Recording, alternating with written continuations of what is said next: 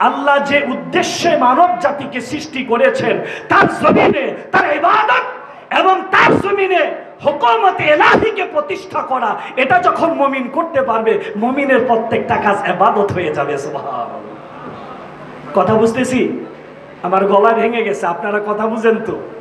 তার মানে মানব জাতিকে সৃষ্টির যে লক্ষ্য, যে উদ্দেশ্য, যে এরাদা, যে হিকমত নিয়ে আল্লাহ মানব জাতিকে সৃষ্টি করেছেন, তার মানে আল্লাহর জমিনে একামতে দ্বীনকে প্রতিষ্ঠা করা, কোরআনের নীতিকে বাস্তবায়ন করা, সুন্নাহের নীতিকে বাস্তবায়ন করা। এটা যখন আল্লাহর বান্দা করবে, মুমিন করবে, তার উঠা বসা, খাওয়া দাওয়া, তাহজিব তামাদ্দুন, শিক্ষা সংস্কৃতি, তার আইন আদালত, লেনদেন, তার অর্থনীতি, সমাজনীতি, রাষ্ট্রনীতি, এমনকি মুমিনের রাষ্ট্র পরিচালনাটা হবে ইবাদত। কোন সুবহানাল্লাহ। পবিত্র ঈদে মিলাদুন নবী সাল্লাল্লাহু আলাইহি ওয়াসাল্লাম উপলক্ষে আব্বাসী মঞ্জিল দরবার শরীফ কর্তৃক আয়োজিত আযীমুশ শান মাহফিলের সম্মানিত সভাপতি শেখুল হাদিস আদ-দক্তুর সৈয়দ মুফতি মোহাম্মদ ইনায়াতুল্লাহ আব্বাসী ওয়া সিদ্দিকী পীর সাহেব জোনপুরি, উলামায়ে কেরাম, তুলাবায়ে ইযাম, নূর নবীজির ইশক মহব্বত ভালোবাসা হৃদয়ে ধারণ করে বাংলাদেশের বিভিন্ন প্রান্ত থেকে কোরআন হাদিসের আকর্ষণে ছুটে আসা দিনদার, ইমানদার, আল্লাহওয়ালা ভাই ও বন্ধুগণ, সকলকে জানাই পবিত্র ঈদে মিলাদুন নবী সাল্লাল্লাহু আলাইহি ওয়াসাল্লামের শুভেচ্ছা ও মোবারক। সমস্ত প্রশংসা একমাত্রই আল্লাহ পাকের জন্যে, যিনি দয়া করে, মায়া করে, মেহেরবানি করে তার গোলাম ও বান্দাদেরকে নবী প্রেমী সিক্ত আশিকে রাসূল সাল্লাল্লাহু আলাইহি ওয়াসাল্লাম, উম্মতে মুহাম্মাদী সাল্লাল্লাহু আলাইহি ওয়াসাল্লামের মধ্যে যারা শ্রেষ্ঠ উম্মত, উঁচু মানের উম্মত, আশিকে রাসূল, তাদেরকে আল্লাহ আব্বাসী মঞ্জিল দরবার কর্তৃক আয়োজিত আযীমুশ শান মাহফিলে আসার, বসার, আলোচনা করার, শোনার এবং আমালে সালেহ করার তৌফিক ভিক্ষা দিয়েছেন। সেজন্য আসুন সেই মহান মালিকের সুমহান দরবারে আলিয়াতে শুকরিয়া জ্ঞাপনার্থে হৃদয়ের সবটুকুন ভালোবাসা উজাড় করে কালিমাতো শুকর পড়ে নিচ্ছি আলহামদুলিল্লাহ। অসংখ্য ও অগণিত দরুদ ও সালাম বিশ্বসভার সভাপতি, সমস্ত নবী ও রাসূলগণের মাথার মুকুট, আকায়ে নামদার সরওয়ারে কায়নাত খাজায়ে মাহশার নূরে মুজাসসাম নবিয়ুল আম্বিয়া মুহাম্মদুর রাসূলুল্লাহ আল আরবি সাল্লাল্লাহু আলাইহি ওয়াসাল্লামের জন্য আল্লাহ পাক আজ থেকে ১৫০০ বছর পূর্বে যাকে প্রেরণ করার মাধ্যমে নবুয়তের ধারাবাহিকতা, নবুয়তের দরজা চিরতরে বন্ধ করে দিয়েছেন। অবশ্যই যার পরে আজ অবধি কোনো প্রকারী নবী কিংবা রাসূল পয়গম্বর আসে নাই, অবশ্যই এখনো নাই, অবশ্যই কিয়ামত পর্যন্ত আসবে না। সম্মানিত মুসল্লিয়ানে কেরাম, আলহামদুলিল্লাহ, গর্বের সাথে যে কথাটি আমরা বলতে পারি যে আব্বাসী মঞ্জিল দরবার শরীফ প্রায় দুপুর ৩টা থেকে আলোচনা শুরু হয়ে যায়। যতগুলো আলোচক বসেন, কেউ কোনো ধরনের বাহুল্য, কেচ্ছা কাহিনী, গল্প গুজব, অপ্রাসঙ্গিক কোনো কথাই বলে না। আলহামদুলিল্লাহ, প্রত্যেকেই নির্ধারিত বিষয়ে, বিষয়ভিত্তিক দালিলিক ইলমি আলোচনা উপস্থাপন করে থাকেন। আলহামদুলিল্লাহ। আর দরবার থেকেও প্রত্যেকের টপিকস, সাবজেক্টটা নির্ধারিত করে দেওয়া হয়। আলহামদুলিল্লাহ। সেই অনুপাতে দরবার থেকে আমাকেও যে বিষয়টি নির্ধারিত করে দেওয়া হয়েছে আজকের আলোচনার জন্য, সেটা হচ্ছে খেলাফত, খেলাফতের গুরুত্ব, প্রয়োজনীয়তা ও কল্যাণ। সুবহানাল্লাহ। যা বর্তমান প্রেক্ষাপটে যে আলোচনা আমাদের প্রত্যেকের ঈমানি দাবি, ঠিক কিনা বলুন? সেজন্যই আমি কোরআনুল কারীম সূরাতুল মুমিনুন থেকে ১১৫ ও ১১৬ নম্বর আয়াতটি তেলাওয়াত করেছি। আলহামদুলিল্লাহ। আমার আলোচনা হবে সূরাতুল মুমিনুন ১১৫ নম্বর আয়াত থেকে। আল্লাহ তাবারক ওয়া তাআলা ইরশাদ করেছেন, أفحسبتم أنما خلقناكم عبثا وأنكم إلينا لا ترجعون কি তোমরা ধারণা করেছো তোমাদেরকে অনর্থক সৃষ্টি করা হয়েছে ওয়া আন্নাকুম ইলাইনা লা তুরজাউন আর আমার কাছে তোমাদের ফিরে আসতে হবে না, এটাই কি তোমরা ধারণা করেছো? সুবহানাল্লাহ। তার মানে মনোযোগ, খুবই দামি গুরুত্বপূর্ণ কথা। কথা তো বের হচ্ছে আমার মুখ থেকে, কিন্তু কথা হচ্ছে মহান মাওলার। সুবহানাল্লাহ। তাই সেই অনুভূতি, সেই টেন্ডেন্সি হৃদয়ে ধারণ করে কথা শুনতে হবে। ইনশাআল্লাহ রাজি আছি তো? এই পৃথিবীতে যে মানুষগুলো তাদের সৃষ্টির উদ্দেশ্যই ভুলে গেছে, কেন আল্লাহ সৃষ্টি করেছেন, কেন দুনিয়াতে পাঠিয়েছেন, কোন দায়িত্বটি দিয়ে পাঠিয়েছেন, এটাই যারা বেমালুম ভুলে গেছে, আল্লাহ তাদেরকে এই কঠিন প্রশ্ন করেছেন। আফাহাসিবতুম আন্নামা খালাকনাকুম আবাতা, হে জগৎবাসী কি তোমরা ধারণা করেছো তোমাদেরকে অনর্থক সৃষ্টি করা হয়েছে? ওয়া আন্নাকুম ইলাইনা লা তুরজাউন, আর তোমাদের আমার কাছে ফিরে আসতে হবে না। এই আয়াতুল কারিমার চমৎকার তাফসীর করেছেন ইমাম ফখরুদ্দিন রাজি রাহিমাহুল্লাহ তাফসীরুল কবির। এই আয়াতের তাফসীর করেন, আফাহাসিবতুম আন্নামা খালাকনাকুম আবাথা أي أفظننتم أنكم مخلوقون عبثا بلا قصد ولا إرادة منكم ولا حكمة لنا। হে জগতের মানুষেরা, তোমরা কি ধারণা করেছো আমি তোমাদেরকে সৃষ্টি করেছি বেহুদা? তোমাদের সৃষ্টির পিছনে আমার কোনো উদ্দেশ্য নাই, কোনো এরাদা নাই, কোনো পরিকল্পনা নাই, কিংবা কোনো হিকমত নাই, এটাই কি তোমরা ধারণা করেছো? ওয়া আন্নাকুম ইলাইনা লা তুরজাউন আলা তাউদুনা ফিদ দারিল আখিরা, আর তোমাদেরকে আখিরাতে আমার নিকট ফিরে আসতে হবে না, এমনটাই কি ধারণা করেছো? সুবহানাল্লাহ। তার মানে আল্লাহ স্পষ্ট এটা বুঝিয়ে দিয়েছেন যে হে আমার বান্দারা, হে মানব জাতি, তোমরা এটা ধারণা করো না যে তোমাদেরকে আমি বেহুদা সৃষ্টি করেছি, তোমাদের সৃষ্টির পিছনে আমার কোনো মাকসাদ নাই, কোনো উদ্দেশ্য নাই, কোনো এরাদা নাই, কোনো পরিকল্পনা নাই বা কোনো হিকমত নাই, বরং তোমাদের সৃষ্টির পিছনে আমার রয়েছে এক মহাপরিকল্পনা। সুবহানাল্লাহ। একটি এরাদা, উদ্দেশ্য এবং হিকমত। সুবহানাল্লাহ। এই আয়াতুল কারিমার আরো চমৎকার দৃষ্টান্ত দিয়ে তাফসীর করেছেন ইমামে শাওকানি রাহিমাহুল্লাহ তাফসীর ফাথুল কাদির। হেদায়ের একটা সরা আছে, তার নাম হচ্ছে ফাথুল কাদির, আর ইমামে শাওকানি রাহিমাহুল্লাহ কোরআনুল কারীমের তাফসীর করেছেন, সেই গ্রন্থটির নামও রেখেছেন ফাথুল কাদির। ইমামে শাওকানি তাফসীর করেন, আফাহাসিবতুম আন্নামা খালাকনাকুম আবাথা أي أفحسبتم أن خلقنا لكم للإهمال كما خلقت البهائم ولا ثواب ولا عقاب। হে জগতের মানুষেরা, তোমরা কি ধারণা করেছো আমি অনর্থক বিনা কারণে যেভাবে চতুষ্পদ জানোয়ার, ভেড়া, বকরি, গরু, ছাগলকে সৃষ্টি করেছি, যাদের কোনো পুণ্যের ব্যবস্থা নাই, সওয়াবের ব্যবস্থা নাই, হাসরের ময়দানে দাঁড়িয়ে জবাবদিহির কোনো ব্যবস্থা নাই, ঠিক কিনা বলুন? কথা বলে না। জীবজন্তু, জানোয়ার, চতুষ্পদ জানোয়ার, তাদেরকে সওয়াবের ব্যবস্থা আছে, তাদেরকে পুণ্যের ব্যবস্থা আছে, তাদের জন্য কি পরকালে দাঁড়িয়ে আল্লাহর আদালতে কাঠগড়ায় হিসাব দিতে হবে কি ভালো করেছি, কি মন্দ করা হয়েছে, তাদের কি কি জান্নাত জাহান্নাম দেওয়া হবে? হ্যাঁ, তবে তাদের একটা বিচার হবে। কি হবে? কেমন বিচার? পৃথিবীতে একটা সবল গরু দুর্বল গরুকে আঘাত করেছে, কষ্ট দিয়েছে, আল্লাহ সেদিন দাঁড় করাবেন, দুটাকে জীবন দিবেন।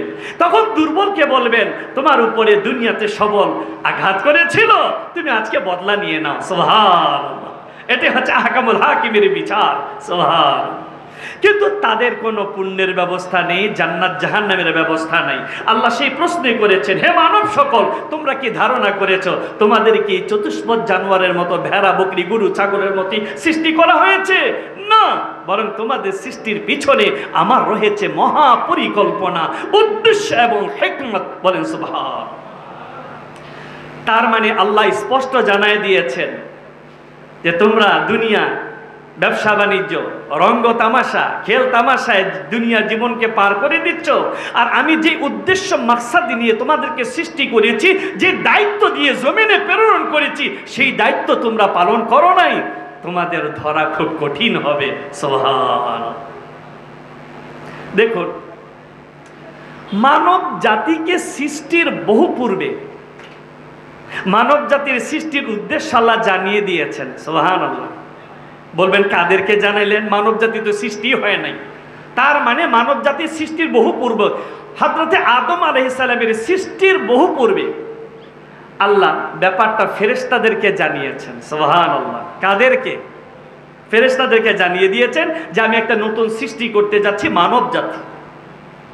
যে কথাটা আল্লাহ তাবারক ওয়া তাআলা কোরআনুল কারীমে তুলে দিয়েছেন। আল্লাহ বলেন, وَإِذْ قَالَ رَبُّكَ لِلْمَلَائِكَةِ إِنِّي جَاعِلٌ فِي الْأَرْضِ خَلِيفَةً قَالُوا أَتَجْعَلُ فِيهَا مَن يُفْسِدُ فِيهَا وَيَسْفِكُ الدِّمَاءَ وَنَحْنُ نُسَبِّحُ بِحَمْدِكَ وَنُقَدِّسُ لَكَ قال إني أعلم ما لا تعلمون।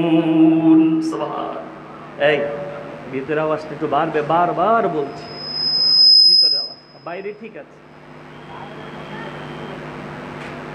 আল্লাহ সুবহান তাবারাক ওয়া তাআলা আজ থেকে ১৫০০ বছর পূর্বে আপন হাবিব, আপন দোস্ত মুহাম্মদ সাল্লাল্লাহু আলাইহি ওয়াসাল্লামকে ডাক দিয়ে বলেন, হাবিব আমার, বন্ধু আমার, দোস্ত আমার, স্মরণ করুন সেই সময়ের কথা। ইদ ক্বালা রাব্বুকা লিল মালাইকা, আপনার রব যখন ফেরেশতাদের উদ্দেশ্যে বলেছিলেন, ইন্নী জাইলুন ফিল আরদি খলিফা, নিশ্চয়ই আমি জমিনে খলিফা নিযুক্ত করব। সুবহানাল্লাহ। কথা বুঝতেছি? তার মানে মানব জাতি অস্তিত্বে আসার বহু পূর্বে, মানব জাতির সৃষ্টির বহু পূর্বে ফেরেশতাদেরকে আল্লাহ এটা ইনফর্ম করে দিয়েছিলেন যে আমি পৃথিবীতে নতুন সৃষ্টি মানব জাতিকে আমার খেলাফতের দায়িত্ব দিয়ে প্রেরণ করব। মজার ব্যাপার কি, আল্লাহ তাবারক ওয়া তাআলা যখন ফেরেশতাদের এটা জানালেন যে আমি পৃথিবীতে মানব জাতিকে আমার খেলাফত দিয়ে পাঠাবো, তখন ফেরেশতারা আমাদেরকে নিয়ে সমালোচনা করে বসছে। কি করে বসছে? মানে আমাদেরকে নিয়ে ফেরেশতারা সমালোচনা করে বসছে। তাহলে কি বুঝলাম? মানব জাতি এমন এক আশ্চর্য সৃষ্টি যে সৃষ্টির পূর্বেই সমালোচনার পাত্র হয়ে গেছে। ঠিক কিনা বলুন? সমালোচনার পাত্র হয়ে গেছে। এখন প্রশ্ন হচ্ছে, কারো সমালোচনা করতে হলে তাকে পেতে হয়, তাকে দেখতে হয়, তার আচার ব্যবহার দেখে সমালোচনা করতে হয় বা আলোচনা করতে হয়। ঠিক কিনা বলুন? কথা বলছেন না? রাগ করছেন? আপনি যদি কারো সমালোচনা করেন, তাকে দেখতে হবে, তাকে পেতে হবে, তার আচার আচরণ, তার কাজকর্ম দেখে আপনি তার আলোচনা করবেন কিংবা সমালোচনা করবেন। ঠিক কিনা বলুন? কিন্তু মানব জাতির তো সৃষ্টি হয় নাই, অস্তিত্বই আসে নাই, ফেরেশতারা কি সমালোচনা করল? আল্লাহ সেটাও কোরআনে তুলে দিয়েছেন। ক্বালু আতাজআলু ফীহা মান ইউফসিদু ফীহা ওয়া ইয়াসফিকু দিমা, তারা ডাক দিয়ে বললেন, মালিক তুমি পৃথিবীতে আর একটি সৃষ্টি পাঠাবা মানব জাতিকে, যারা পৃথিবীতে মারামারি করবে, কাটাকাটি করবে, হানাহানি করবে, রক্তপাত করবে। সুবহানাল্লাহ। কি বললো? যে মানব জাতির দুনিয়া পাঠাবা, মারামারি কাটাকাটি খুন খারাপি ফিতনা ফাসাদ করবে। এখন আমরা করতেছি না? মারামারি কাটাকাটি, হরতাল, মিছিল, পিকেটিং, বাসে আগুন, গাড়িতে আগুন, দোকানে আগুন, মার্কেটে আগুন, জ্যান্ত মানুষকে রাস্তায় কুপিয়ে হত্যা করে ফেলছি। ঠিক কিনা বলুন? এখন একটা প্রশ্ন, ফেরেশতারা তো গায়েবের মালিক নয়, গায়েব জানতো না। ঠিক কিনা বলুন? ফেরেশতারা কি গায়েব জানে? যতক্ষণ না আল্লাহ তাদেরকে কিছু জানিয়েছেন, তার পূর্ব থেকে ফেরেশতারা কিছুই জানতে। তো মানব জাতি তো সৃষ্টি হয় নাই, অস্তিত্বই আসে নাই। আমরা যখন দুনিয়াতে আকাম কুকাম করি, মারামারি কাটাকাটি, খুন খারাপি ফাসাদ, ফেরেশতারা জানলো কেমনে? এটা ছিল ফেরেশতাদের পূর্বের অভিজ্ঞতা। সুবহানাল্লাহ। কি ছিল?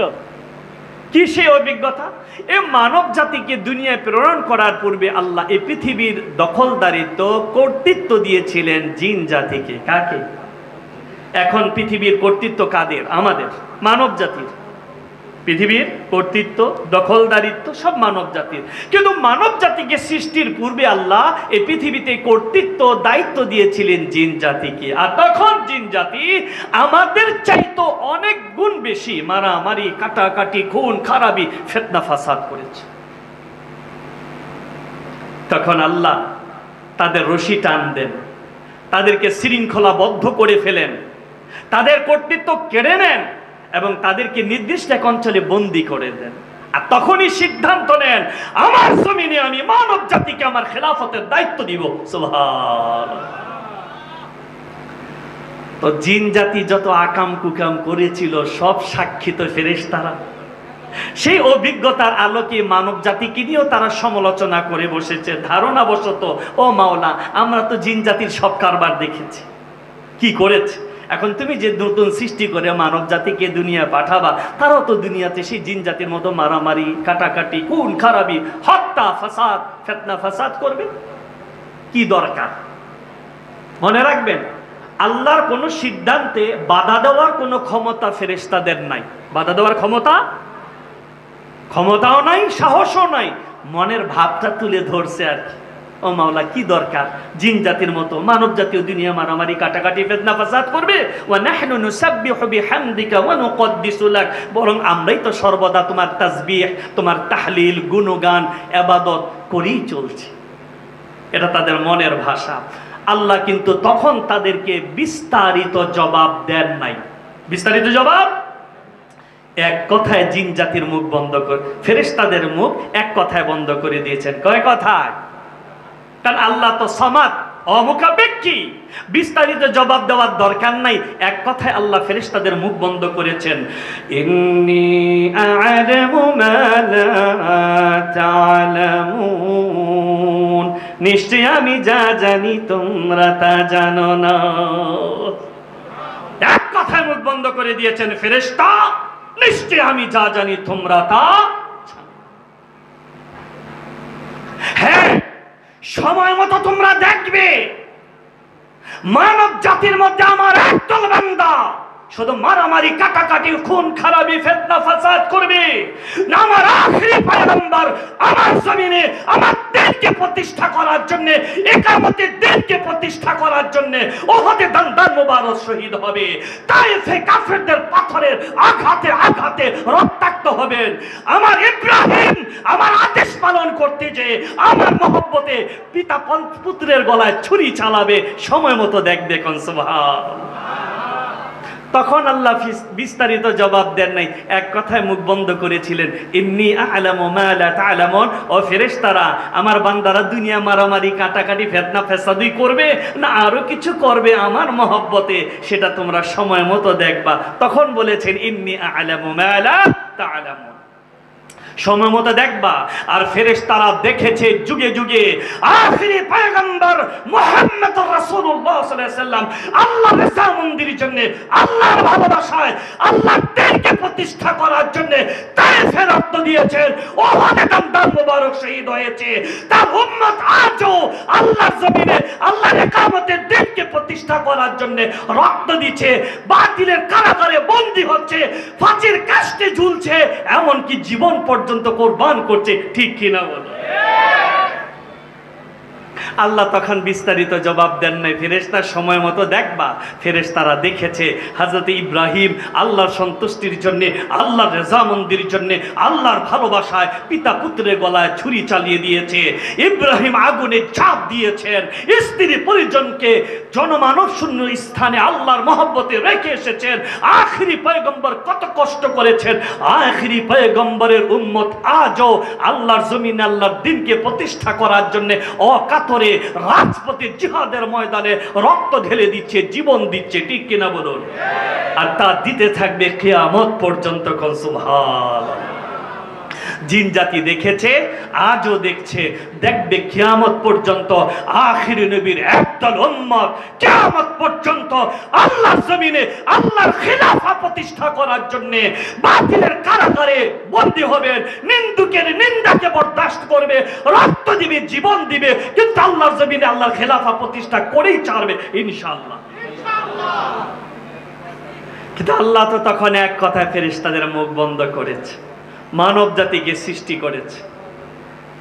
তারপরে কেন সৃষ্টি করেছেন আল্লাহ সুবহান তাবারাক ওয়া তাআলা সেই উদ্দেশ্যটা তখন জানিয়ে দিয়েছেন। আল্লাহ বলেন, ওয়া ইন্নামা খুলিকতুম লিল ইবাদাহ ওয়া ইকামাতি আওয়ামিরিল্লাহ। আল্লাহ মানব জাতিকে সৃষ্টি করেছেন তার ইবাদত করার জন্য আর তার জমিনে তার খেলাফাকে প্রতিষ্ঠা করার জন্য। বলেন সুবহানাল্লাহ।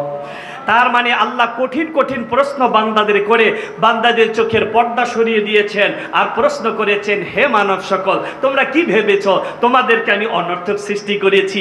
ভেড়া বকরি চতুষ্পদ জানোয়ারের মতো সৃষ্টি করেছি, শুধু ব্যবসা করবে, শুধু পেট ভরবে, পেট খালি করবে, আর ঘুমাবে, ব্যবসা চাকরি করবে, আর একটু বিনোদন করবে, তারপরে মরে যাবে, এর জন্য সৃষ্টি করেছি? না, আমি তোমাদের কেন সৃষ্টি করেছি? ওয়া ইন্নামা খুলিকতুম লিল ইবাদাহ ওয়া ইকামাতি আওয়ামিরিল্লাহ।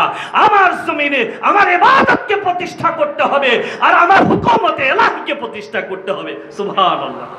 তাহলে মানব জাতির সৃষ্টির লক্ষ্য এবং উদ্দেশ্য হচ্ছে আল্লাহর জমিনে একামতে দ্বীনকে প্রতিষ্ঠা করা, হুকুমতে ইলাহিকে প্রতিষ্ঠা করা, আল্লাহর জমিনে কোরআনের নীতিকে বাস্তবায়ন করা, সুন্নাহের নীতিকে বাস্তবায়ন করা। এটাই হচ্ছে মানব জাতির সৃষ্টির উদ্দেশ্য এবং লক্ষ্য। বলেন সুবহানাল্লাহ। কিন্তু আমরা এই উদ্দেশ্য থেকেই গাফিল হয়ে গিয়েছি। কেন আল্লাহ আমাদের দুনিয়ায় এত সুন্দরভাবে সৃষ্টি করে 18,000 মাখলুকাতের মধ্যে আমাদের বানিয়েছেন আশরাফুল মাখলুকাত? সুবহানাল্লাহ। কেন বানালেন আশরাফুল মাখলুকাত? আমাদের চেয়ে কত বড় বড় সৃষ্টি রয়েছে, ঠিক কিনা বলুন? কিন্তু 3.5 হাতের মানুষগুলোকে বানিয়েছেন আশরাফুল মাখলুকাত, সৃষ্টির সেরা। কেন? আল্লাহ তাবারাক ওয়া তাআলা এই মানব জাতিকে খেলাফতের জন্য সৃষ্টি করেছেন আর তার জমিনে তার খেলাফা প্রতিষ্ঠা করার জন্য প্রেরণ করেছেন। সুবহানাল্লাহ। এরপর আল্লাহ তাবারাক ওয়া তাআলা মানব জাতিকে সৃষ্টি করার পরে যুগে যুগে কালে কালে নবী পাঠিয়েছেন, পয়গম্বর পাঠিয়েছেন বিভিন্ন জাতিকে পথ নির্দেশন করার জন্য, এবং সহিফা, কিতাব, ইনজিল, তাওরাত, জাবুর তিনি দিয়েছেন। দেখা গিয়েছে একই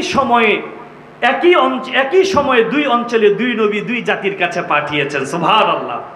সর্বশেষ আমার নবী, তোমার নবী, নবীদের নবী মুহাম্মদুর রাসূলুল্লাহ সাল্লাল্লাহু আলাইহি ওয়াসাল্লামকে সর্বশ্রেষ্ঠ ও সর্বশেষ নবী করে পাঠিয়েছেন কিয়ামত পর্যন্ত উম্মতে মুহাম্মদী সাল্লাল্লাহু আলাইহি ওয়াসাল্লামকে এবং মানব জাতিকে হেদায়েতের পথ দেখাবার জন্য। কোন সুবহানাল্লাহ। আর সেই পথ দেখাবার জন্য আল্লাহ তাবারাক ওয়া তাআলা গাইডলাইন হিসেবে কোরআনুল কারীম দিয়েছেন। সুবহানাল্লাহ। কি দিয়েছেন?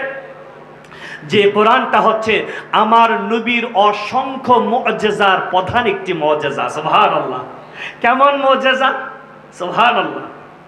আল্লাহর আসমানি কিতাব তো শুধু কোরআন নয়, ইনজিল, জাবুর, তাওরাত, সহিফা সবই আল্লাহর আসমানি কিতাব, আল্লাহর পক্ষ থেকে নাজিল করা। কিন্তু কোন একটি কিতাবের হেফাজতের দায়িত্ব আল্লাহ নিজের হাতে নেন নাই। সুবহানাল্লাহ। কথা খেয়াল করতেছেন?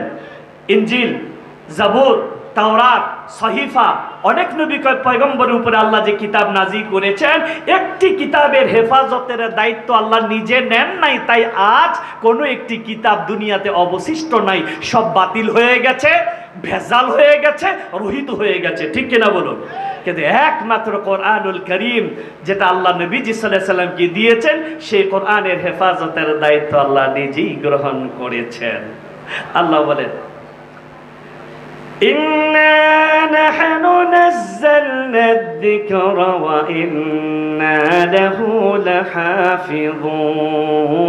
নিশ্চয়ই কোরআন আমি স্বয়ং নাজিল করেছি আর তার সংরক্ষণের দায়িত্ব আমি আল্লাহ নিজেই গ্রহণ করেছি। সুবহানাল্লাহ। তার মানে আল্লাহ পাক কোরআনুল কারীম হেফাজতের দায়িত্ব মানব জাতির উপরে ছেড়ে দেন নাই, জিন জাতির উপরে ছেড়ে দেন নাই, ফেরেশতাদের উপরে ছেড়ে দেন নাই। কোরআনুল কারীম হেফাজতের দায়িত্ব আমার আল্লাহ তার কুদরতি হাতে রেখেছেন। তাই কেমন হেফাজত করেছেন? কখনো চিন্তা করে দেখেছেন সুবহানাল্লাহ হেফাজতটা কেমন? আজ থেকে ১৫০০ বছর পূর্বে আল্লাহ তাবারক ওয়া তাআলা আমার নবীর উপরে ৬৬৬৬টি আয়াত যেভাবে নাজিল করেছেন, আজ প্রায় ১৫০০ বছর পরে এসে আপনার এলাকার একটি হেফজখানা মাদ্রাসায় ঢুকবেন, ৫, ৬, ৭ বছরের একটি বাচ্চা, সে আমার নবীর উপরে নাজিল হওয়া ৬৬৬৬টি আয়াত হুবহু তেলাওয়াত করে। সুবহানাল্লাহ। কেন? ইন্না নাহনু নাযালনা যিকরা ওয়া ইন্না লাহু লাহাফিজুন। এই কোরআন আমি স্বয়ং নাজিল করেছি, আর তার সংরক্ষণের দায়িত্ব আমি আল্লাহ নিজেই গ্রহণ করেছি। সুবহানাল্লাহ। তাই আল্লাহ এটা নিজে হেফাজত করেছেন। প্রায় ১৫০০ বছর হয়ে গেছে। এই কোরআন থেকে একটি শব্দ কেউ কমাতেও পারে নাই, একটি শব্দ কেউ বাড়াতে পারে নাই। সুবহানাল্লাহ। পারবেও না কিয়ামত পর্যন্ত, কারণ এর হেফাজতের দায়িত্ব আল্লাহ নিজে গ্রহণ করেছেন। শুধু তাই নয়, এই কোরআনকে তিনি কেমন হেফাজত করেছেন, এই কোরআনের সাথে যারা বিরোধিতা করেছে, কোরআনের পাখিদেরকে যারা অন্যায়ভাবে হত্যা করেছে, জেলে বন্দী করেছে, কোরআনের খাদেমদের সাথে যারা অন্যায় আচরণ করেছে, আল্লাহ তাদের নাম নিশানা মাটির সাথে মিশিয়ে দিয়েছেন। এক সময় কোরআনের বিরুদ্ধে অবস্থান নিয়ে যারা জুলুম নির্যাতন করেছে, আজ তাদের হাতে পায়ে বেরি দিয়ে কাঠগড়ায় দাঁড় করানো হয়। সুবহানাল্লাহ। এটাই হচ্ছে আল্লাহর হেফাজত। ইন্না নাহনু নাযালনা যিকরা ওয়া ইন্না লাহু লাহাফিজুন। এই কোরআন আমি স্বয়ং নাজিল করেছি, তার হেফাজতের দায়িত্ব আমি আল্লাহ নিজেই গ্রহণ করেছি। সুবহানাল্লাহ। এই কোরআনের মাধ্যমে আল্লাহ মানব জাতির সৃষ্টির মূল উদ্দেশ্যটা বলে দিয়েছেন। আল্লাহ বলেন, وَمَا خَلَقْتُ الْجِنَّ وَالْإِنسَ إِلَّا لِيَعْبُدُونَ। আমি জিন আর মানুষকে সৃষ্টি করেছি একমাত্রই আমার ইবাদত করার জন্য। বলেন সুবহানাল্লাহ। তাহলে মানব জাতিকে কেন সৃষ্টি করেছেন তিনি কোরআনুল কারীমে তা ফাইনাল জানায় দিয়েছেন। এখন ওয়ামা খালাকতুল জিন্না ওয়াল ইনসা ইল্লা লিয়াবুদুন, এই আয়াত কি আলেম কি বেআলেম প্রত্যেকেরই মুখস্থ থাকার কথা, ঠিক কিনা বলুন? এই আয়াতুল কারিমার আলোচনা, ওয়াজ, তাফসীর হয়তোবা আমরা জীবনে অনেক শুনেছি, কিন্তু এই আয়াত, এই কালামের ওজনটা কতটুক এটা বুঝেছি কিনা তা বলতে পারবো না। কারণ ওয়ামা খালাকতুল জিন্না ওয়াল ইনসা ইল্লা লিয়াবুদুন, এই আয়াতের কি ওজন যদি ভালোভাবে একটু বুঝে চিন্তা করি, হৃদয়টা আল্লাহর ভয়তে ভীত সন্ত্রস্ত হয়ে যাবে, হাল ছেড়ে দিতে হবে। কারণ এই বাক্যের মধ্যে, এই কালামের মধ্যে একটি শব্দ ইল্লা, হারফে ইল্লা লিল ইস্তিথনা, এটা আনার দ্বারা আল্লাহ মুমিনের জন্য যত কাজ আছে ইবাদতের বাহিরে সব কিছু রিজেক্ট করে দিয়েছেন। সুবহানাল্লাহ। কথা বুঝতেছি?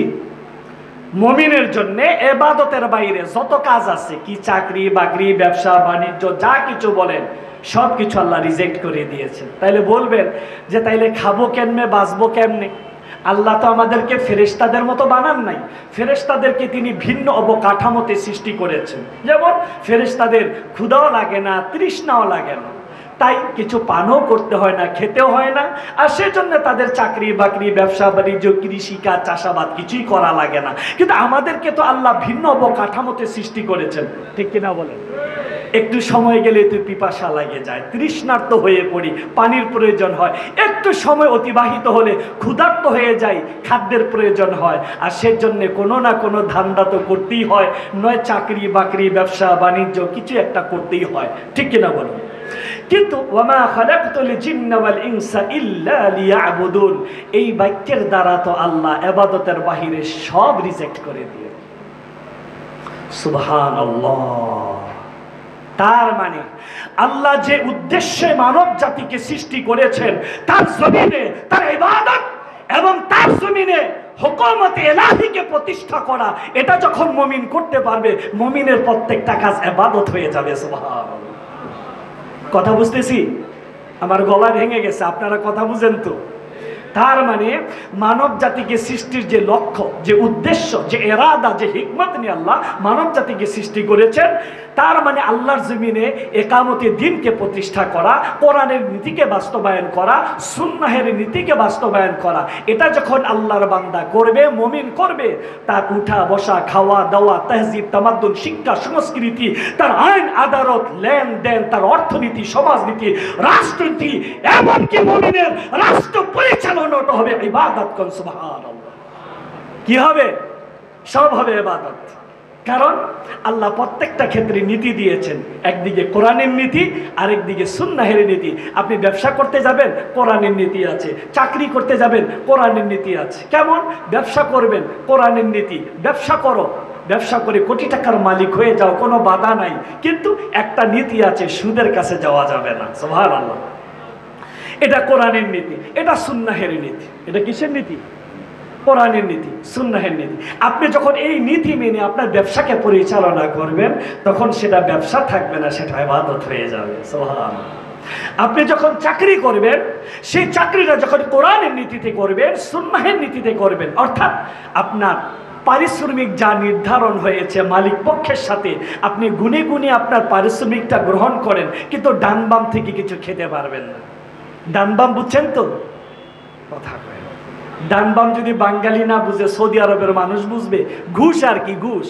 তার মানে মালিক পক্ষের সাথে যা চুক্তি হয়েছে, গুনে গুনে আপনি তা গ্রহণ করেন, কিন্তু ডান বাম থেকে কিছু খেতে পারবেন না, উৎকোচ খেতে পারবেন না, ঘুষ খেতে পারবেন না। এটা কোরআনের নীতি, এটা সুন্নাহের নীতি।